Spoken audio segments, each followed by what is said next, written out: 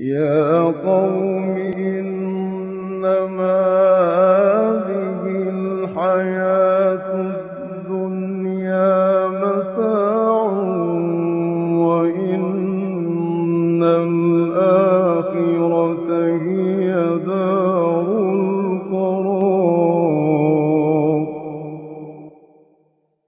بسم الله الرحمن الرحيم.